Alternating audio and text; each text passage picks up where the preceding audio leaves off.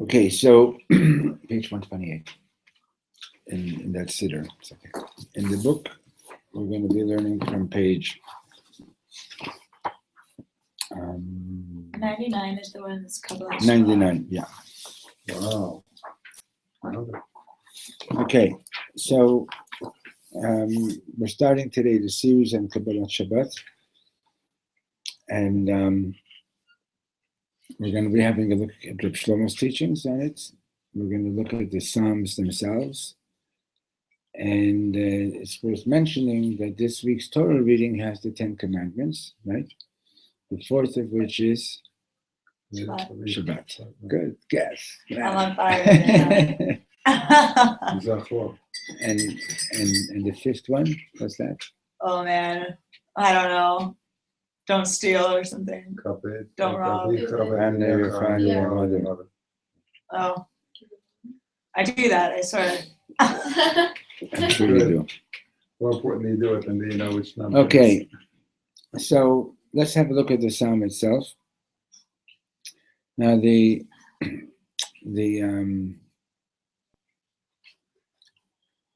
so there, in other words, there's Shabbos is Shabbos. Whether you do anything to receive Shabbos or whether you don't do anything to receive Shabbos, Shabbos is Shabbos. It's a permanent, fixed day of holiness that God created. In other words, God created the world in 6 days, and then He created Shabbat. Right? If you remember, we learned in one of the earlier teachings, if you were here, that Shabbos is like the soul of the world. Right? And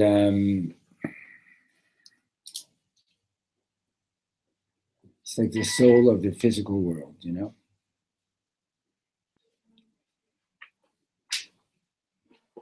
The context of that particular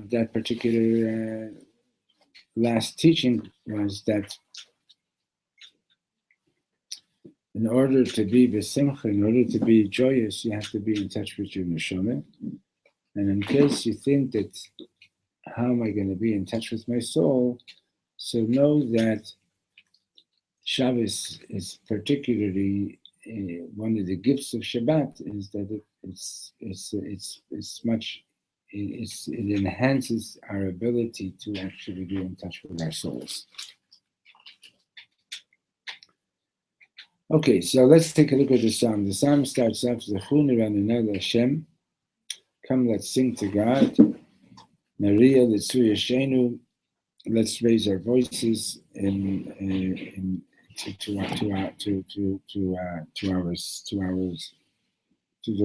our rock of deliverance. Let's say.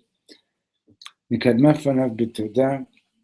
Let's approach Him with thanksgiving, Bizmirot Nariya Lo, with song, we will sing to Him. Ki El Gadol Adonai, for God is a great, mighty God. Melech Gadol Kol Elohim, He is the King, He's the great King over all powers in the universe. Asher Biyado Mechkerei Aretz, the depths of the earth are in His hands. Miturafot Harim Lo, and the heights of the mountains are His. Asher Lo Hayam, the sea is His. V'hu Asahu, He made it all. V'yabeshet Yadav Yatzaru, and the dry land was formed by His hands. Bo Nishtachaveh, come let us bow, v'nicha'ah, and bend down. Nidvecha lifnei Hashem Elokeinu, let us kneel before Hashem, lifnei Hashem Oseinu, before Hashem, who our Maker. Ki hu Eloheinu, for He is our God. V'anachnu am mavito b'tzon yado. We are the flock that He's tending. We are the sheep under His care. Hayom im b'kolot tishma'u. Even this very day, if you were to just listen to His voice.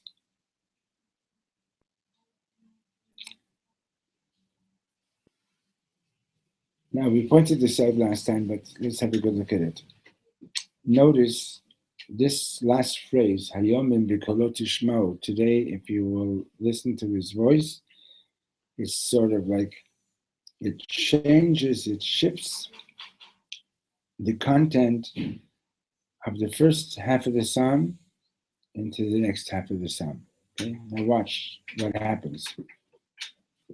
Al takshu levavchem kemriva. Do not harden your hearts like you did at Meriva. Kiyom Masa b'midbar, as you did on the day at Masa in the wilderness. This is referring to some of the events that were mentioned in yesterday's Torah reading.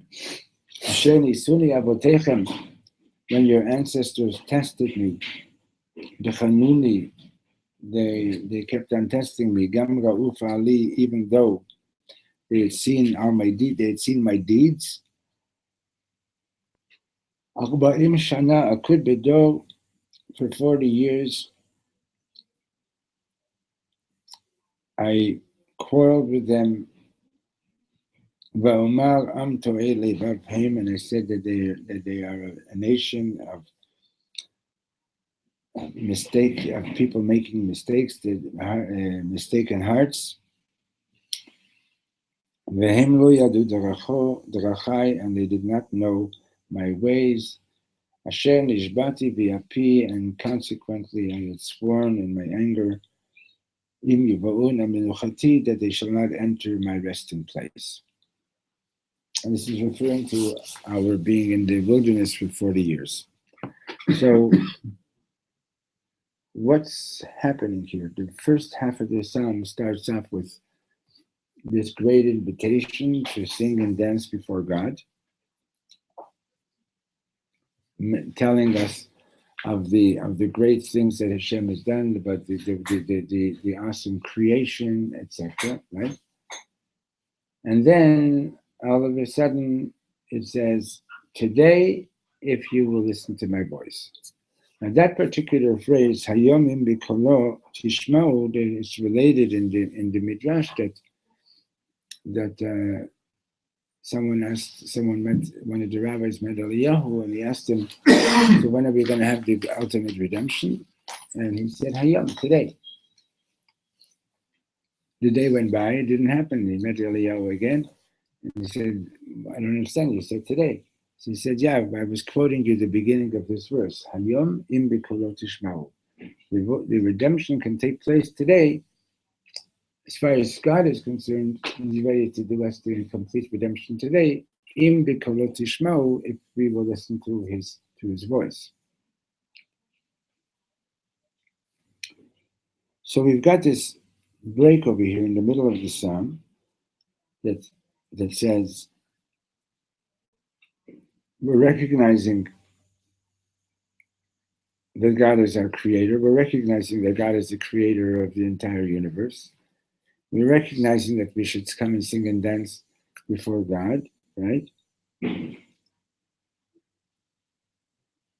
But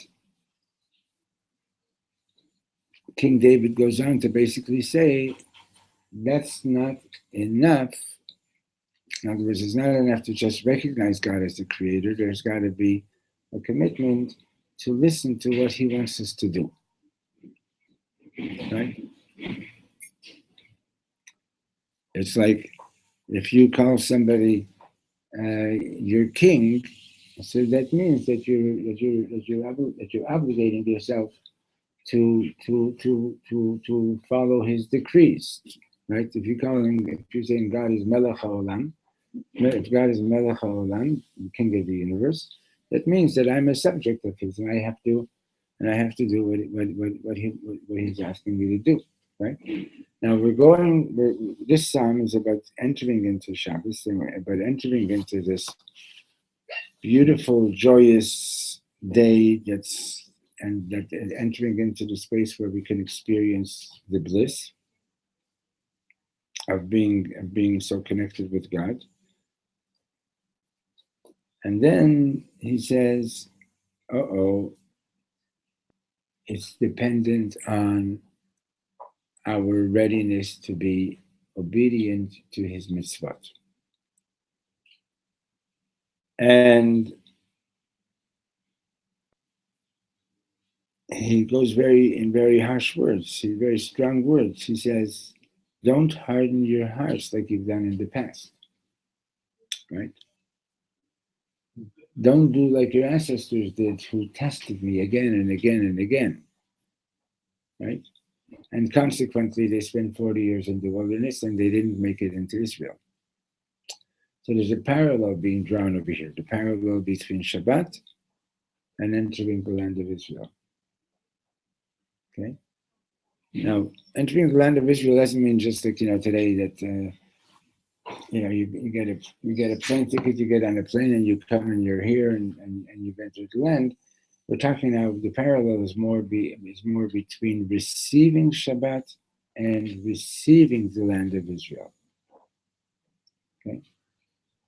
You can be here and it doesn't mean that you've received the land, that you've received it, that you really feel that, like, a lot of people come here and they spend 10 days, 2 weeks, a month, whatever it is, and then when they leave, it's no more than maybe a little bit more, but not much more than having visited some other point of interest that tourists would like to go and visit, right? Okay, yeah. It's like when I was here, you see it at the Kotel all the time. You see all you have to do is just watch the groups that come to the Kotel. You'll see some people come to the Kotel and they're having such an awesome, intense experience. And some people come to the Kotel and they look at it like a wall, a historical wall, like, when was it built, etc., right? So somebody's there. It's okay, someone's there. So the beginning of Kabbalat Shabbat is both an invitation to start singing and dancing. Come on in. It's an invitation to start singing and dancing. And at the same time, there's a warning. Is there a book for him? No, he's not. No. And at the same time, we're not reading it from inside, but we're doing the series on Kabbalat Shabbos. Oh, all right. Well, Shabbos. Okay. And at the same time, there's we're right now just looking at the first Mizmor. He knows. So at the same time, we're being invited, and at the same time, we're being told, if you really want to receive it, you have to be open to receiving it. Okay? Now, this is a difficult thing.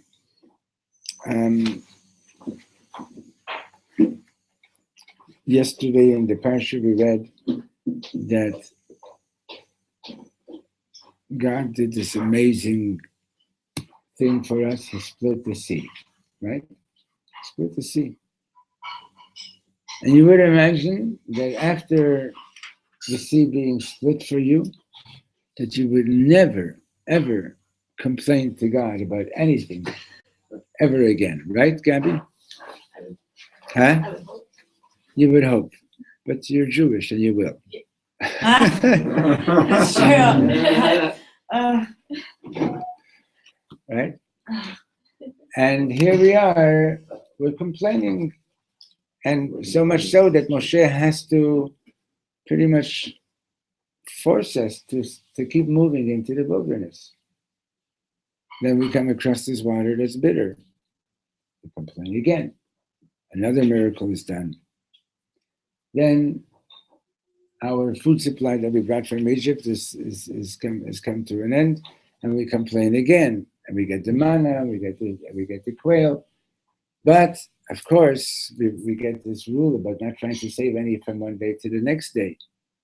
And guess what? Some people couldn't go to sleep without trying to save some, right? And then we're not supposed to go and collect any on Shabbat. Some people go and try to find some on Shabbat, and then it ends up with the war with Amalek. So wouldn't you imagine that after seeing all these miracles that you're already transformed? And that's exactly the point of the Torah, to tell us that outside stimuli, things coming from the outside, even if it's the most amazing miracles, right, does not mean that you already does not mean that you are already being transformed. A miracle, Rav Steinsaltz gives a nice little explanation of what the idea of a miracle is imagine you're lost in a deep forest in the dark, and you don't even see which way to go, and then all of a sudden a flash of lightning, just for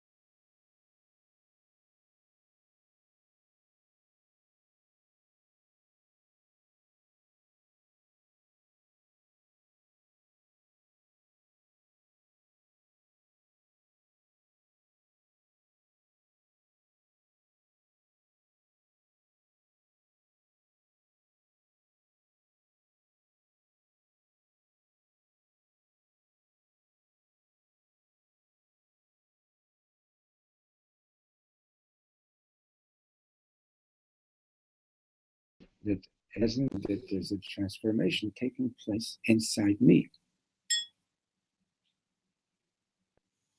Okay, that doesn't mean that there's an illumination that I've allowed the illumination to be within myself. Okay.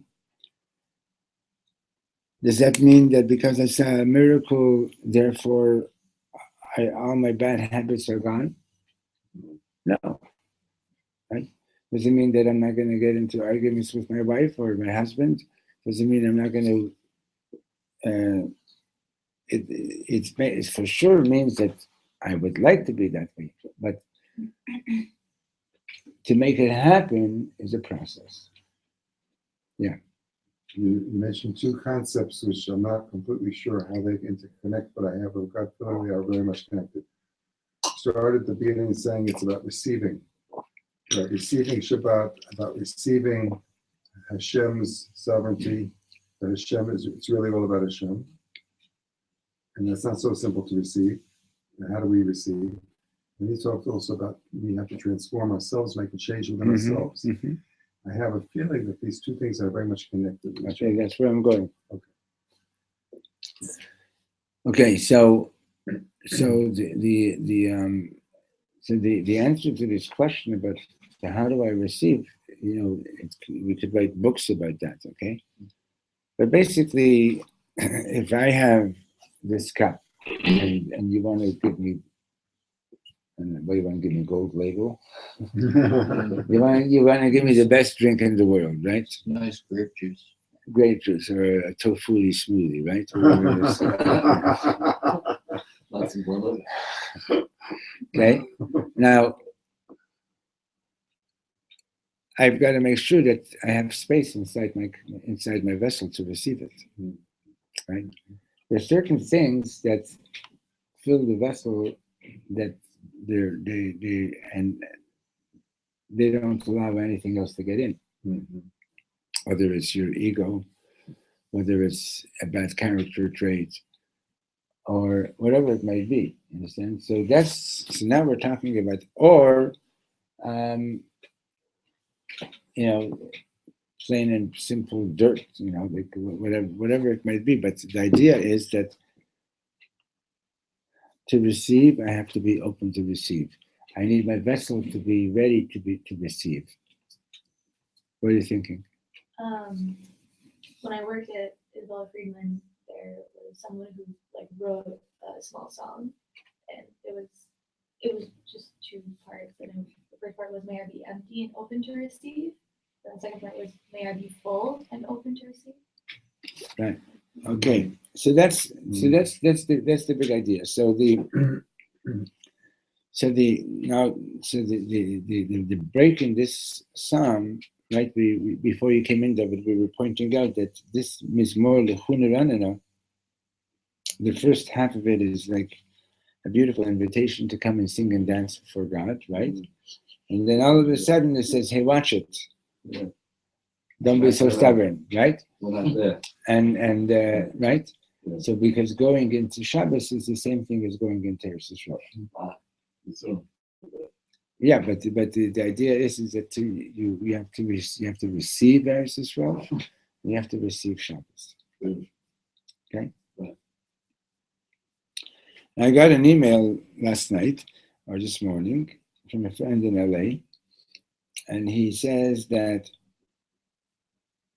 he attended a Torah class before Shabbos, and the last reading of the Torah reading yesterday was about Amalek coming and attacking us, and Amalek has taken on a metaphorical meaning as well. What's the more? Amalek is the first nation that actually dared to attack us after we left Egypt and wanted to drive us back into slavery. Okay?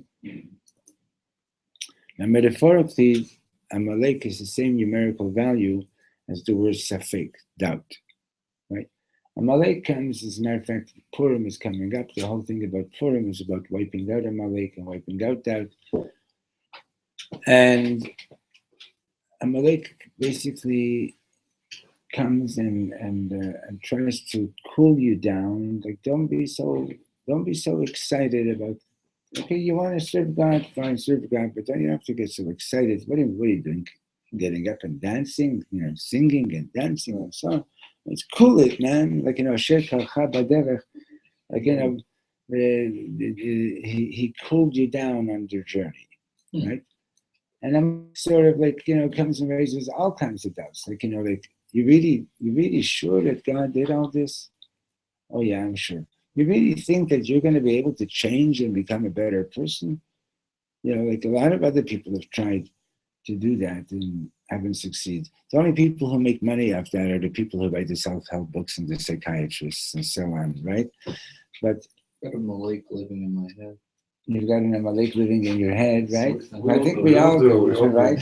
That's the Okay. battle. Yeah, we all That's do. the battle, right? So my friend said at the end of the class, he said, nobody asked how you get rid of doubt. Okay. So, you understand the point he's making? Yes, Amalek is doubt, right? Amalek makes you, so okay, I'll keep kosher, but I'm not 100% sure that I really need to, okay, or I'll give charity, but like what's the minimum I can get away with, or something like that type of thing, and so on, right? But more sinister is, I believe in all that, but I don't think that I'm ever going to change. I don't think I'm ever going to transform. I've tried so many times. It's not so easy. Like, every time that I see such a person, my jealousy flares up, my anger flares up, right? Whatever it may be. So I doubt that I'll ever be able to change anything. Question is, how do you get rid of doubt? And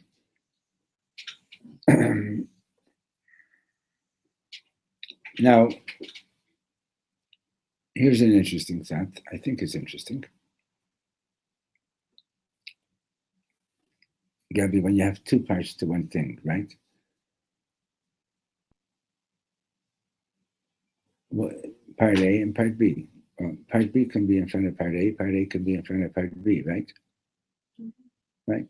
So let's say this psalm that we just read is a part A and a part B, right?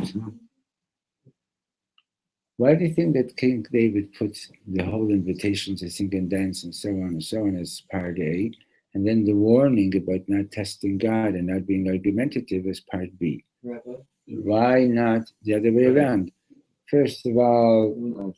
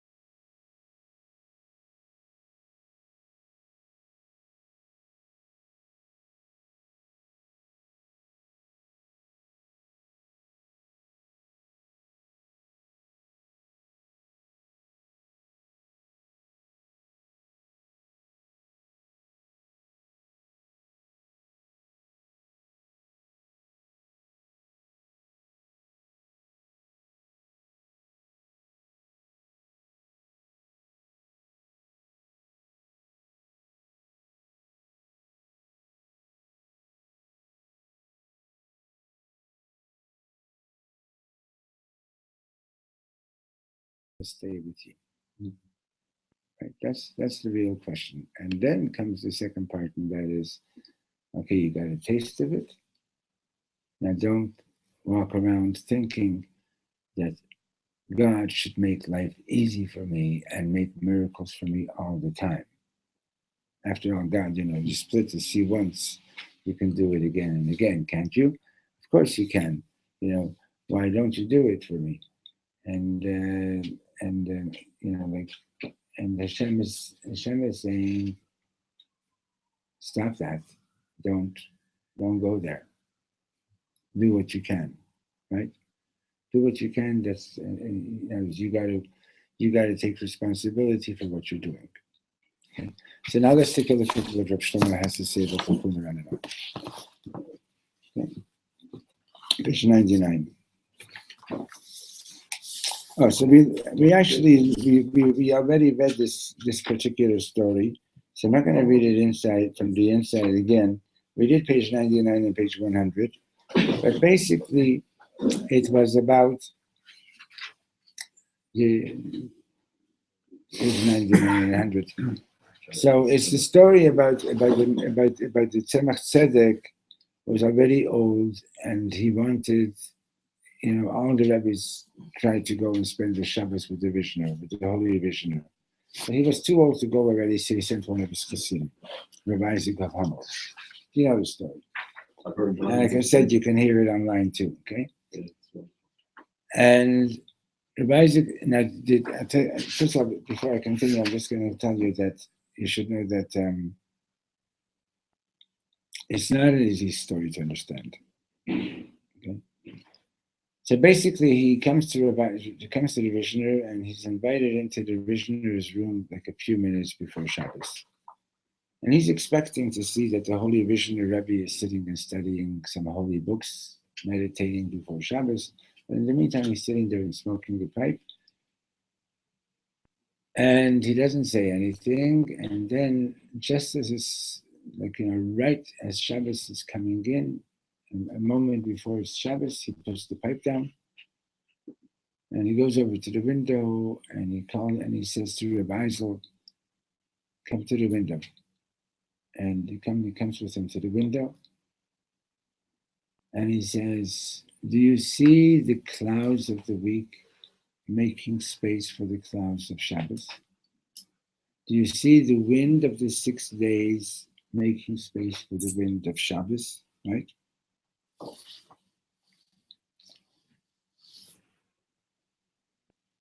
And do you feel how the whole creation of the 6 days is making space for the world of Shabbos? Now let's receive Shabbos. Okay. Now that's something very, very unusual. Right? In other words, to be on that level, and that's the point of the story, is that there is such a reality. And there are some people who can actually experience that, okay, who can see it.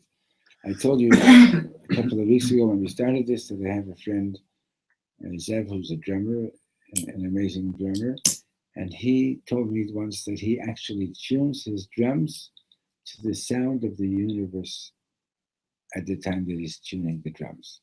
He actually, and David, I believe him completely. Okay, I don't know what that means. I also don't. But I'll give you a little hint, but it's not going to happen. There's a Zohar that says that all the motion in the universe, Marissa, you're going to blow your mind on this. All the motion in the universe is generated by music. Mm-hmm. There's this music that we're not able to hear, because if we would hear it, our souls would leave our bodies. Okay. It's so powerful. And it's that music that generates the motion. Imagine one day you'll have a car, and instead of buying gas, you'll put in a CD, Sing a song, and the car will go. Okay, Imagine. okay, right? We left the So building. there's this sound in the universe that my friend speaks about, and he tunes his drums with that sound. Okay? And he says it's not always A440. Right. Okay? And so most people use tune to A440, whatever A stands for, I don't know what, but okay. And so the creation of Shabbat is not just, okay, let's stop for a day and take a day off. It's a day like any other day, but we're gonna behave differently on this day. No, it is a creation. God's created Shabbos. It's a particular creation. It's something special, and it's a matter of trying to receive it. Okay, and it starts with singing and dancing. Like now in Jewish law, in the Shulchan Aruch, it speaks about they can take a bath on Friday, or shower, or go to the mikveh, put on Shabbos clothes, make some extra foods or some special foods in honor of Shabbos, right?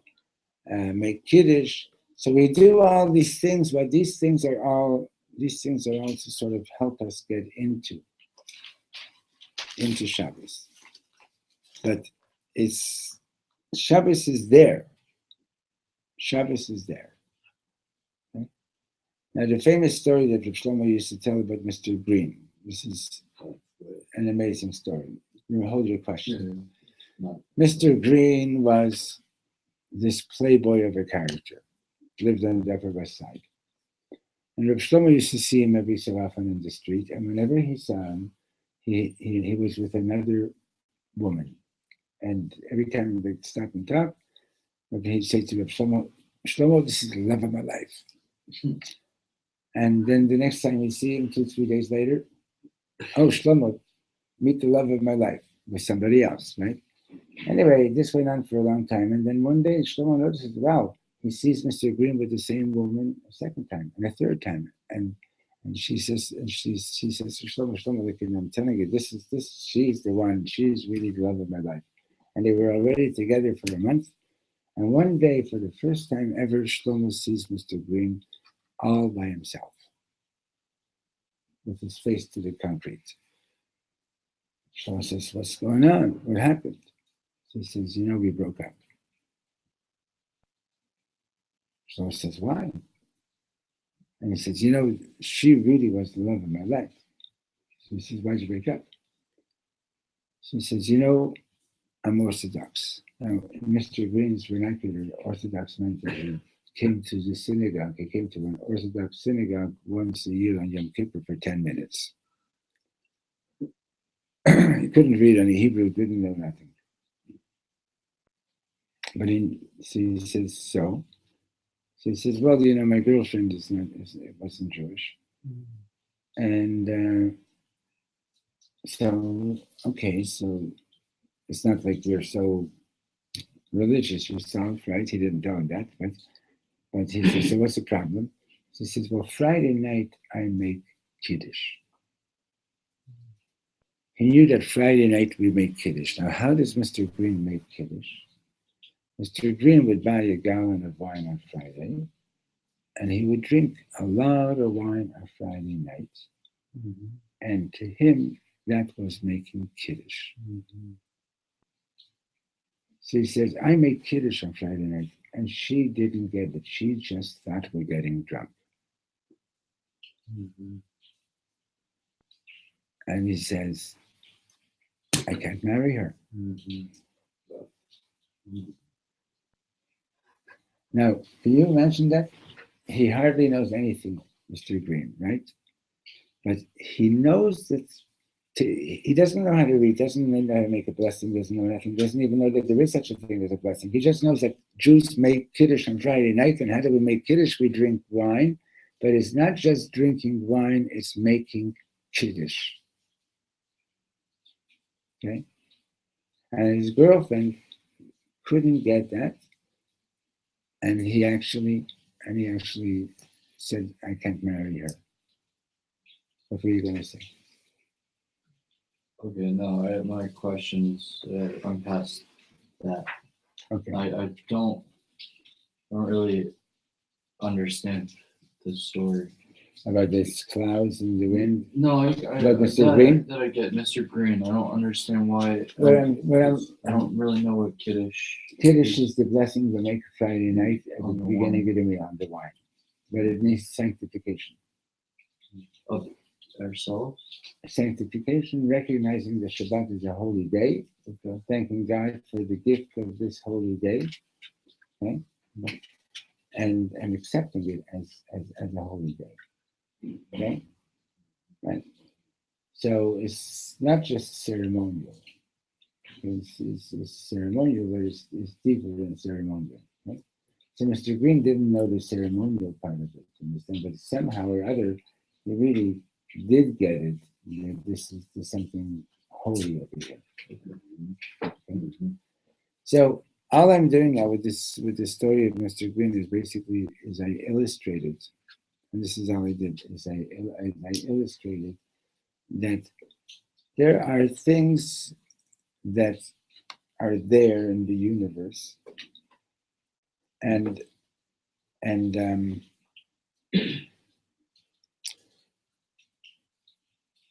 we can open up to them.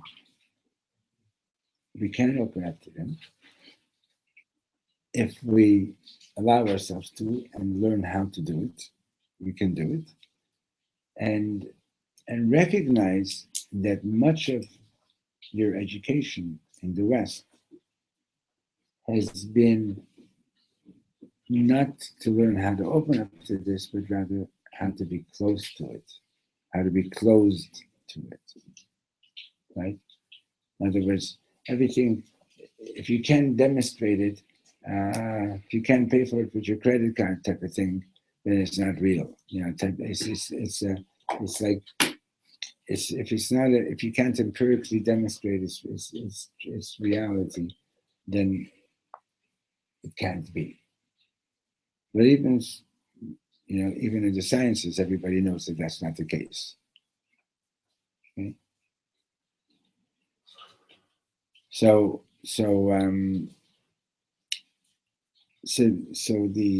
the first thing is you recognize that you're living in a beautiful world. You recognize that there's a creator. You recognize that the creator has created you, right? Rejoice, sing, dance, celebrate it. Okay? The music, the celebration, the singing and the dancing is a gateway to opening up to all of this. Okay? It's a gateway to opening up to all of this. Now, once you experience the opening happening, be careful not to think that this is something that I deserve by virtue of my merits, and therefore maybe I should even deserve it all the time, or I should deserve even more, right?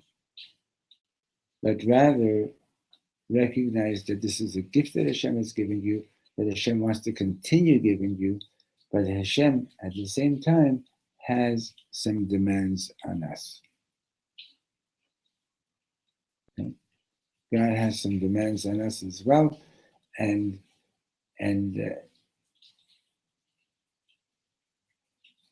it's our greatest honor to be able to be in this relationship. I'm just curious.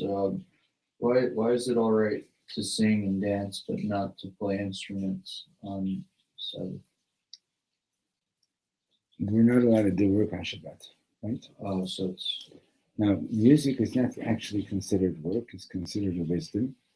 But fixing an instrument or tuning an instrument to make it usable, that is considered work.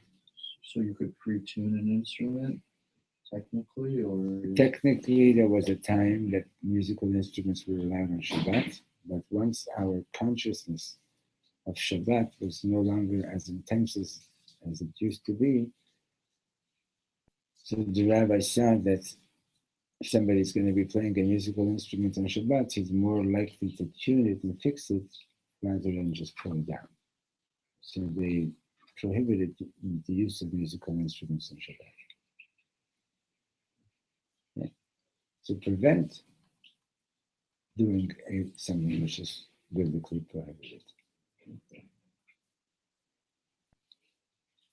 Okay? Good. So we'll continue tomorrow, Mr. Shem. So you're going to be here, Gabby, right? Let's see. It's very